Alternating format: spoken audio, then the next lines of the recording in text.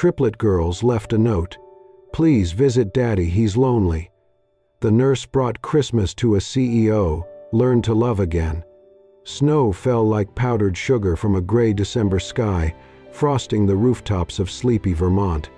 The town looked as if tucked inside a snow globe, twinkling lights on porches, wreaths in windows, and the scent of pine and cinnamon wafting from kitchens.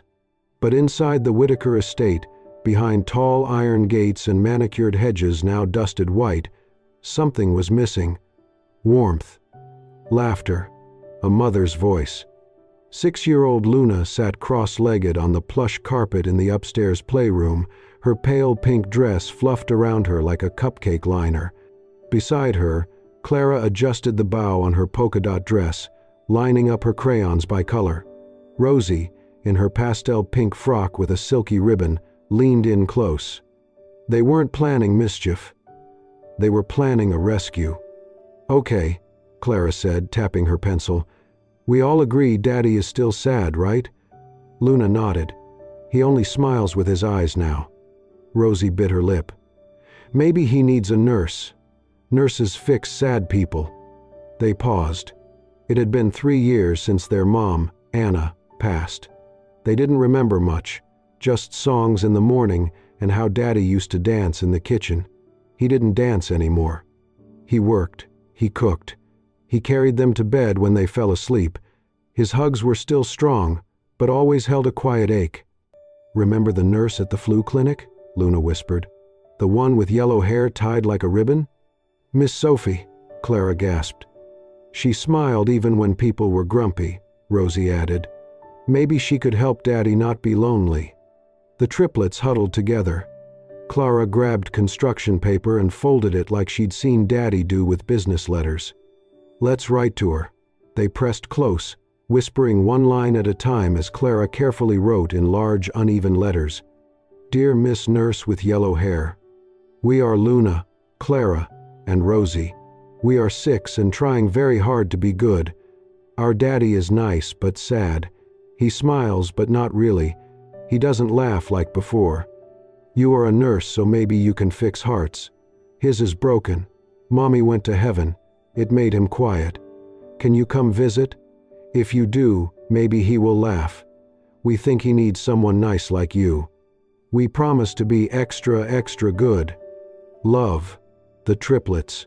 They signed it with hearts and stars, then argued for 10 minutes over how to address it.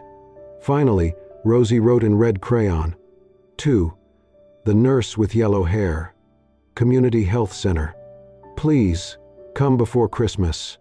The next afternoon, bundled in puffy coats and wool scarves, the girls walked hand in hand to the local market with their nanny. While she was distracted picking oranges, the 3 darted to the red holiday donation bin near the entrance, meant for canned food and winter clothes. Luna stood on tiptoe and dropped the envelope inside. "It'll get to her," Clara whispered. "Or Santa," Rosie added, eyes wide with hope. "Santa reads everything at Christmas." That evening, back at the estate, Cole Whitaker stood in his office, watching snow gather on the windows.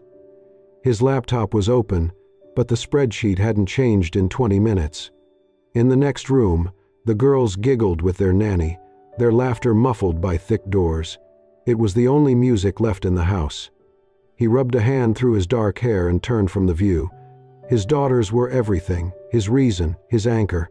But sometimes, late at night, he still reached across the bed, forgetting it had been empty for years.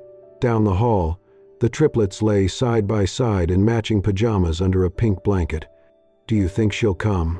Clara whispered. "She has to," Luna murmured. "We asked kindly." Rosie squeezed both sisters' hands. "I hope Daddy is ready." Outside, snowflakes drifted down in soft spirals. And somewhere across town, nestled between soup cans and winter gloves, a letter waited quietly in a red bin, hopeful, brave, and just mischievous enough to change everything. The scent of pine and peppermint lingered in the air as Sophie Merritt stepped out of the corner grocery store, a paper bag nestled in her arms. Her breath formed clouds as she crossed the snowy lot, boots crunching against ice. Vermont in December looked like something from a snow globe, charming, still, and a little lonely. As she passed a holiday donation bin, something caught her eye. Among scarves and canned goods sat a crumpled pink envelope, the corner curling from snow. Sophie shifted her groceries, reached in, and gently pulled it free. No stamp, just childish handwriting and a hand-drawn heart with a Band-Aid on it. She stared for a moment, then tucked the envelope into her coat and continued home. That night, in her quiet apartment above the flower shop, Sophie moved through her routine tea steeping, heater humming, snow tapping the windows, but her thoughts returned again and again to that envelope. Finally, she sat at her small kitchen table, removed her coat, and opened it. What she read stopped her. She sat motionless afterward, the letter trembling slightly in her hands. Her chest ached, not with sadness exactly, but with something old and familiar. She recognized the kind of love in those messy crayon words, pure, desperate, hopeful, and she recognized the silence it described, the aching absence of someone who once made the house feel full. She had known that silence most of her life. Sophie had grown up in the foster system homes that changed, birthdays forgotten, holiday seasons spent with strangers. Over time, she had learned not to wish for more, but every December, part of her still had. Now, someone else had wished. The letter wasn't addressed to her, but it had somehow found her anyway. The next morning, she took a personal day. The only clue on the envelope was a street name, White Pine Lane. She remembered it, a quiet road lined with trees and gates, winding through the wealthier side of town. She followed it slowly, snow tires humming. The home she stopped at was large and elegant, framed by pines and soft white drifts. No decorations, no welcome mat. Still, she climbed the steps and rang the bell. It opened to reveal a tall man in a charcoal sweater, sleeves rolled, expression reserved, handsome, distant. "Yes?" he asked. Sophie offered a small smile. "Hi, I'm Sophie Merritt. I'm a nurse at the community clinic. I found something yesterday. I believe it came from your daughters." His brow furrowed. "My daughters?" Before he could say more, 3 little girls burst into the hallway. "She came. The nurse, the one with the yellow hair. We told you she'd come." Sophie blinked as one wrapped her arms around her legs. The smallest, pink bow askew, looked up at her with a grin. "You really came." The man glanced between them, startled. "Wait, what is going on?" One of the girls beamed. "We asked for help, and she came." Sophie laughed softly, cheeks flushed. "I hope I'm not intruding. I just thought I should return the letter." There was a long pause. Then, slowly, he stepped aside. "I guess you'd better come in." As Sophie crossed the threshold, something shifted inside her, small, unexpected but unmistakable. Like the sound of a heart unlocking. Cole wasn't sure what unsettled him more, the letter, the nurse on his doorstep, or the fact that his daughters were now clinging to her like long-lost family. He had barely closed the door when Luna led Sophie into the kitchen, chattering non-stop about cookies and cocoa. Cole followed more slowly, jaw tight, trying to make sense of what was happening in his own house. "You said you're a nurse," he began stiffly, arms crossed. Sophie nodded, standing politely in the middle of the kitchen, snow still melting from her boots. "Community-based, yes. I mostly work with kids and seniors. I found the letter your daughters wrote and thought this would be a great PR story for the holidays," he interrupted, tone sharper than he intended. Her smile faded slightly. "No, I didn't come for that. You didn't call ahead. You didn't email." "I wasn't planning to come at all," Sophie admitted. "But the letter, it wasn't something I could ignore." Clara tugged at Cole's sleeve. "Daddy, we said Santa would send her. Maybe this is how he did it." He looked down at her, then back at Sophie. She looked calm but uncertain, clearly ready to leave if asked. That impressed him more than he expected. Rosie, always the peacemaker, pointed to the counter. "We baked cookies, the good kind." Luna piped up, Can Nurse Sophie stay and have one?" Before Cole could speak, Sophie raised a hand. "Only if it's not a bother. I can go, really." He hesitated. The girls were practically bouncing.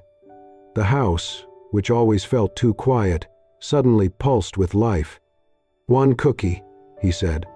"Maybe some coffee." The girls squealed in triumph. 10 minutes later, they were all gathered around the rustic wooden table. The girls had pulled out every ceramic mug they owned, demanding hot cocoa for everyone. Sophie took the smallest chair at the end, laughing softly as Rosie tried to teach her the secret Whitaker marshmallow rule. Cole remained mostly quiet, watching. He expected discomfort, maybe awkwardness, but somehow the scene unfolded with surprising ease. Sophie didn't try to fill the silence.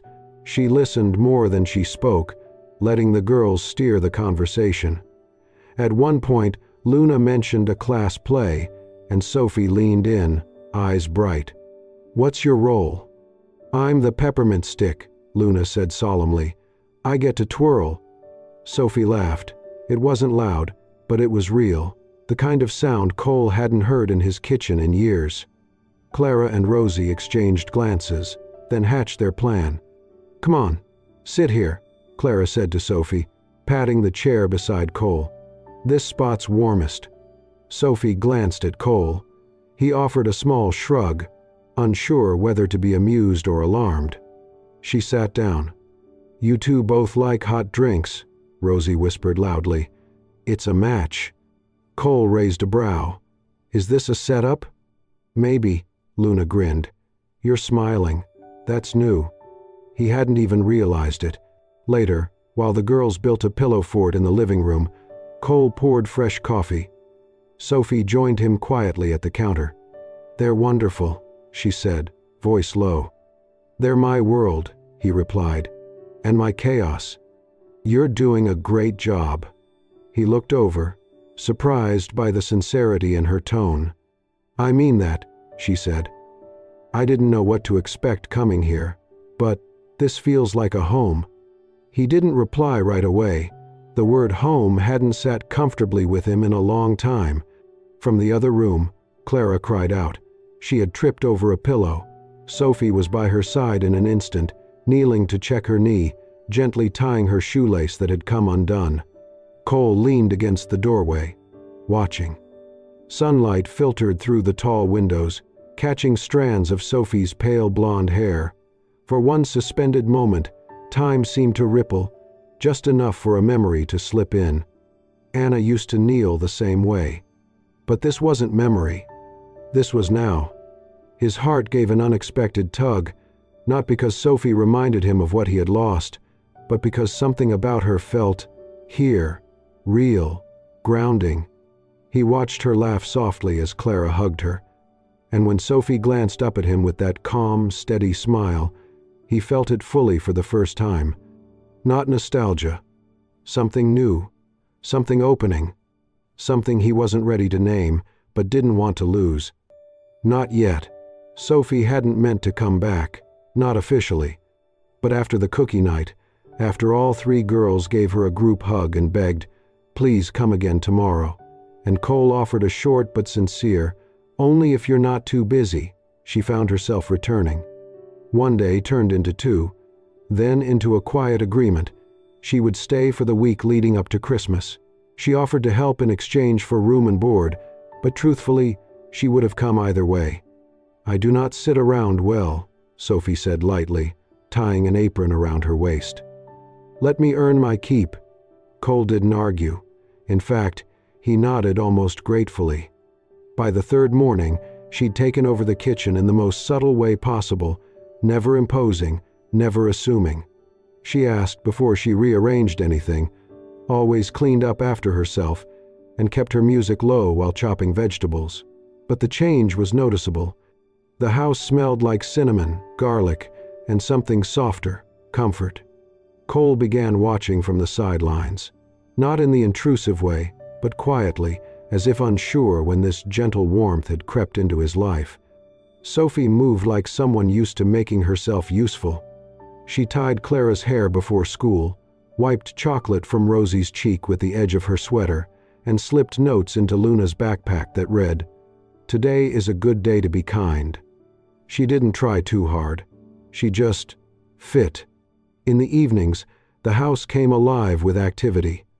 Sophie read fairy tales on the rug while the girls wrapped their arms around her shoulders, giggling over every plot twist.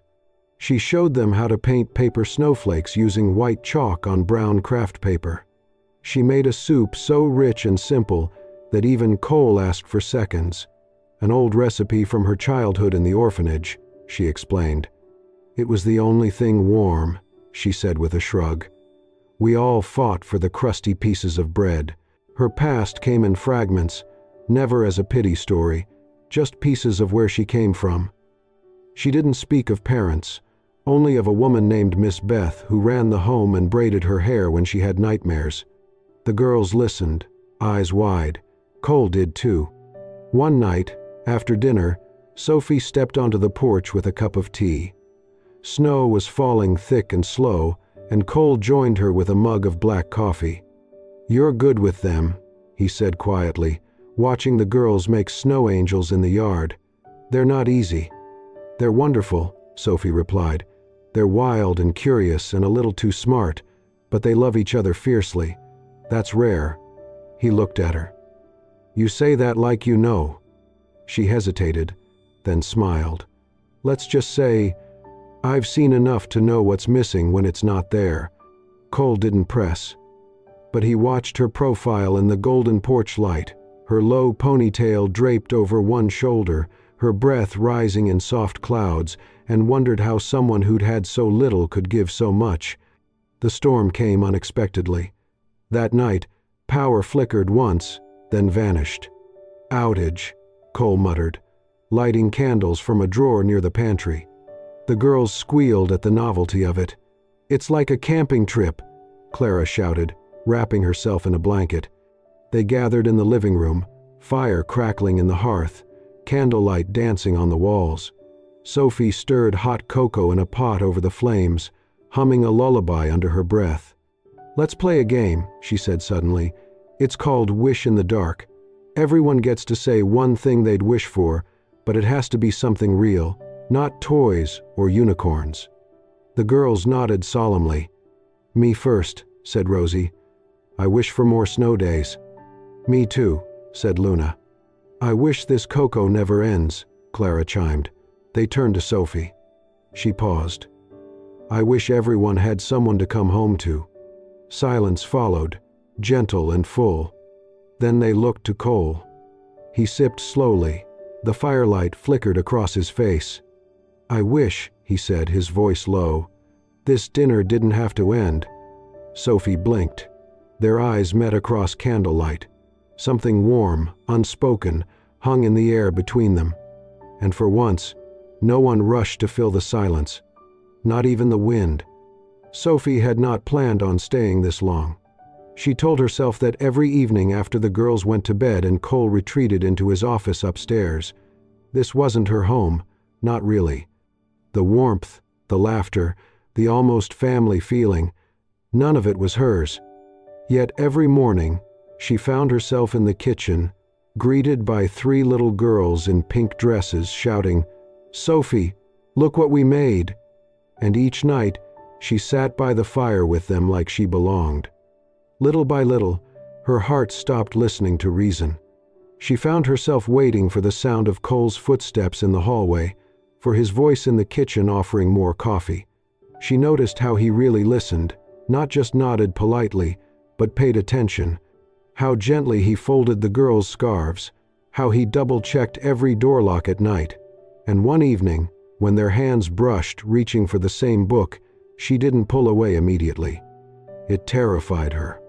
More so, when she caught her own reflection, hair pulled back, sweater dusted with flour, cheeks flushed from laughter. She looked like someone who belonged here, like a version of herself from a life she'd never had.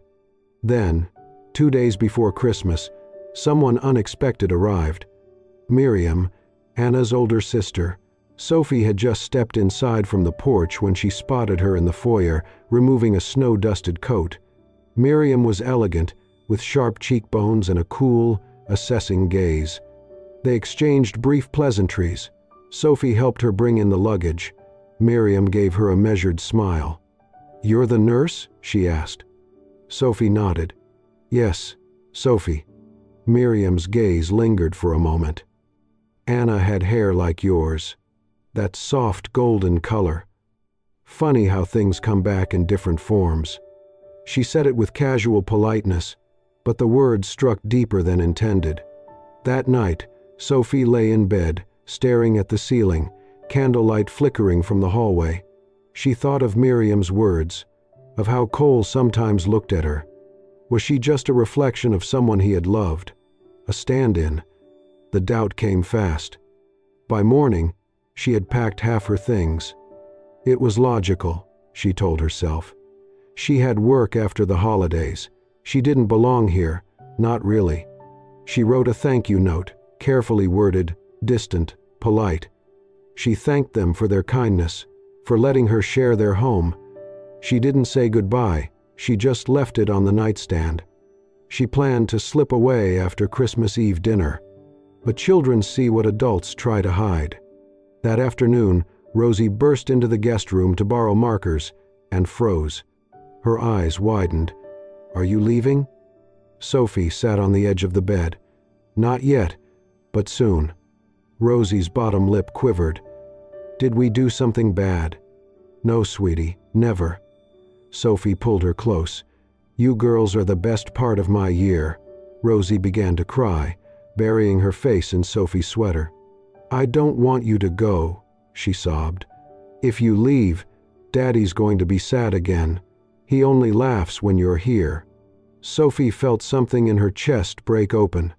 Seconds later, Luna and Clara rushed in, drawn by the sound of Rosie's crying. Luna spotted the suitcase and gasped, "No." Clara gripped Sophie's hand. "Please don't go. We already used our letter. We don't know how to write another one that works." Sophie could barely breathe. All the walls she'd built so carefully around her heart trembled under the weight of those voices. Down the hall, Cole heard the commotion. He stepped into the room and took in the sight, his daughters clinging to Sophie, the suitcase half-zipped, her eyes filled with unshed tears. He didn't speak. Sophie didn't meet his gaze. The girls held tighter, as though their small arms could anchor her there forever. And for the first time, Sophie wished it could be that simple. The house was too quiet. For a home with 3 6-year-olds, silence felt wrong, like snow falling upward or music with no sound. It was Christmas morning, but there were no cinnamon rolls baking, no squeals, no footsteps bounding down the stairs. Cole stood in the kitchen, coffee cooling in his hand, eyes on the 3 untouched pink cups on the table. No one had told the girls that Sophie had left. Not directly, but they knew. Rosie hadn't spoken since breakfast. Clara hid under a blanket on the couch. Luna sat at the table, chin on her knees, crayon clutched tightly but unmoving. Cole had thought he was doing the right thing, giving Sophie space, honoring her choice, not asking her to stay when her eyes were already distant. But now, in this hollow silence, he understood what he'd lost. On the table was a single sheet of construction paper. Crayon drawings showed 4 stick figures, 3 girls in pink, a tall man with glasses, and a woman with yellow hair in the center. Beneath, in block letters, "We broke Christmas. Please fix it, Daddy." Cole sat slowly, his hand hovering over the drawing like it might shatter. From the stairs, the girls watched. He said nothing. That night, they went to bed without stories or songs. No protests, just quiet. Cole stayed in his study, staring at the photo of Anna on his desk. But it wasn't her face that haunted him, it was Sophie's. Her warm voice, the way she tilted her head to listen to the girls, the way she always made the room feel calm, even when it wasn't. And he had let her walk away. Just before midnight, Cole entered the guest room. Everything was neatly in place, the bed made, closet empty. On the nightstand sat a sealed envelope with his name. He unfolded it carefully. Thank you for letting me be part of something beautiful, even for a little while. You have 3 extraordinary daughters. I feel lucky to have known them. Merry Christmas. Sophie. No anger, no blame, just the quiet grace of someone who never expected to stay. Cole shut his eyes. Then he opened the drawer of his desk. Inside was a small wooden box, carved long ago. He had tucked something inside, something he hadn't shown anyone. The letter. The first one. Crayon, pink hearts, uneven letters written by 3 hopeful girls. He had framed it. He hadn't known why then. Now he did.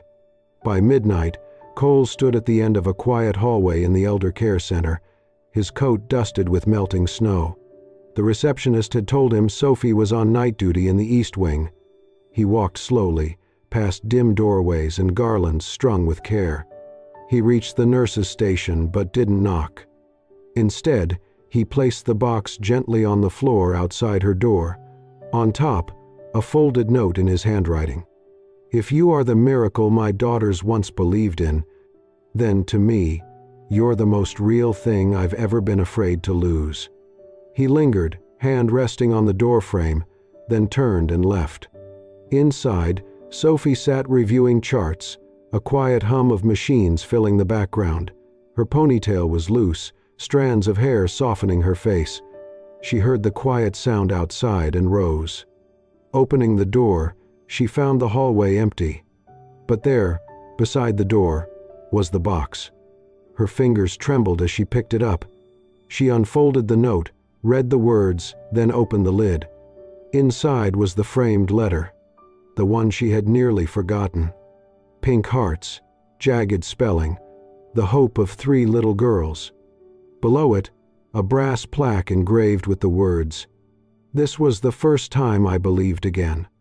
Sophie sat down on the bench just outside her station, the box in her lap, and for the first time that night, she let herself cry. Exactly 1 week later, Sophie found an envelope in her mailbox. No stamp, no return address, just pink glitter stickers on the back and 3 crooked hearts in red crayon. Inside was a single card, sparkly and printed in looping cursive. You are officially invited to a Royal Princess Tea Party. Guests of honor, Daddy, Nurse Mommy, and 3 snow princesses. Location, Backyard Igloo Palace, 3 p.m. sharp. Dress code, cozy but magical. Sophie laughed, her fingers brushing over the glitter. The handwriting was a joyful mess of 3 little authors. She nearly cried.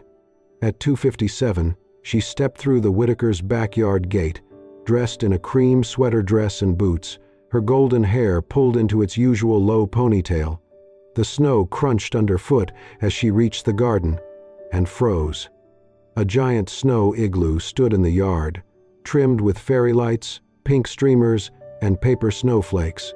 Over the entrance, a homemade sign read, "Welcome to the Tea Castle." Sophie ducked inside. She gasped. At the center sat a small table covered in a pink polka dot cloth. Around it were 4 chairs, 3 with paper crowns taped to the backs. The 4th, slightly taller, had a glitter glue name tag, Nurse Mommy.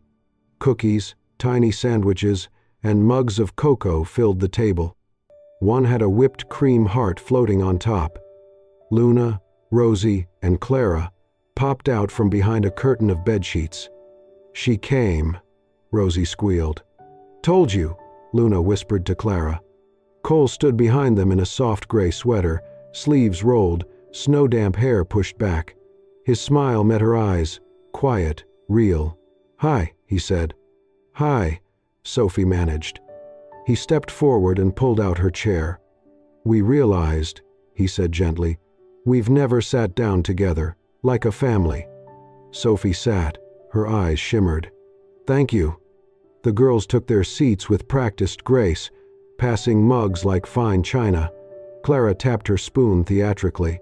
"We must toast," she declared, "to family, even if we're still figuring it out." Luna grinned. "To Nurse Mommy." Rosie giggled. "To chocolate." Laughter echoed in the snowy dome. Then Clara stood again, her voice smaller this time. "Daddy, can we ask her something?" Cole nodded. "Of course." Clara looked at Sophie, hands twisting in her lap. "Can we ask her to stay? Forever?" Silence fell. Sophie's hand stilled on her mug. She glanced at Cole, unsure what would come next. But he didn't speak, not immediately.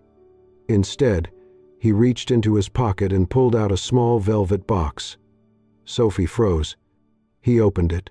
Not a ring, but a silver necklace, strung with 3 puzzle-piece heart charms. Each one bore a name: Luna, Clara, Rosie. "One piece," Cole said, "has been missing."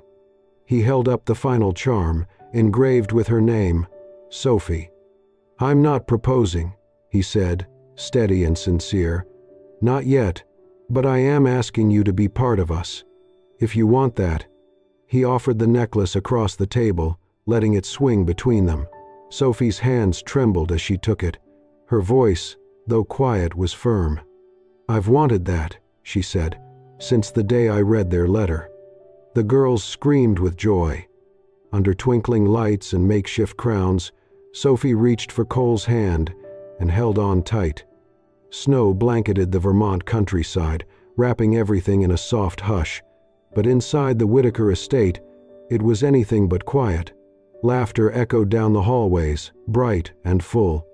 It was Christmas morning, and for the first time in years, the house felt truly alive.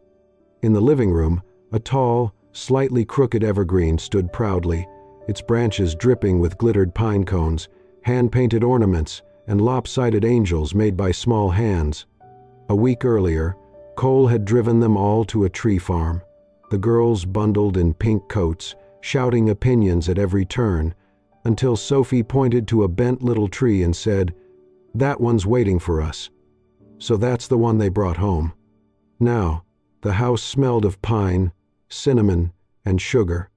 Carols played softly from an old record player. Rosie twirled in a pastel pink dress beneath the tree, while Clara and Luna joined her, turning the room into a swirl of laughter and pink satin. In the kitchen, Sophie stirred cranberry glaze, wearing a soft green dress and a light dusting of flour on her sleeves. Her hair was loosely tied, cheeks flushed from the oven's warmth. She looked up and found Cole watching her from the doorway. Their eyes met. Without a word, he walked over, gently took the spoon from her hand, and said, "Your turn to sit." She smiled and let him lead her to the table, set with red and gold linens and nearly overflowing with food: roast duck, potatoes, carrots, stuffing. In the center, her apple pie and a pot of the same old-fashioned soup she'd made weeks earlier, now officially part of the family tradition. Cole sat beside her, their shoulders brushing. The girls climbed into their seats, breathless and pink-cheeked from dancing. Before anyone touched a plate, they reached into a glittery pink envelope and passed a handmade card to Sophie. In uneven handwriting it read, "Dear Santa, we don't want toys this year. We already got what we asked for last year. We got her." Sophie blinked quickly, hand pressed to her mouth. Under the table, Cole reached over and gave her fingers a gentle squeeze. Later that evening, wrapping paper and cookie crumbs scattered across the rug, the girls napped in a tangle of limbs and soft giggles. Sophie rose and walked to the fireplace. On the mantel sat 2 photos. One was Anna, smiling, golden-haired, wind in her face. Next to it, a new photo, the 5 of them in matching scarves, standing under the crooked Christmas tree. Bright-eyed, happy. Not a replacement, just a continuation. Sophie turned. Cole was watching her again. She walked to him slowly and placed a small folded square in his hand. A white handkerchief, hand-stitched in soft thread. "The house is warm again. Love, Sophie." Cole swallowed hard. "It is," he said softly. She leaned forward and kissed his cheek. That night, long after the girls had fallen asleep in a pile of pillows near the fire, Sophie stepped quietly into the hallway. There, next to a potted poinsettia, stood the old Christmas mailbox the girls had used last year. She slipped one last note inside. Not for the girls, not for Santa, just for herself and whoever might need to read it. Dear Santa, the girls fixed their daddy, and somehow they fixed me too. I'm home now, truly. She turned off the lights, walked back to the fire, and curled up beside the man she hadn't expected, and the family she didn't know she'd been waiting for. And this time, she stayed. Thank you for being part of this heartwarming journey about three little matchmakers, a gentle nurse, and a CEO who found love again. If this story touched you, don't forget to subscribe and hit the hype to support soul-stirring stories. Your support helps us share more emotional, feel-good tales that remind us of love's quiet power. Until next time, stay kind, stay open, and let love meet you where you are.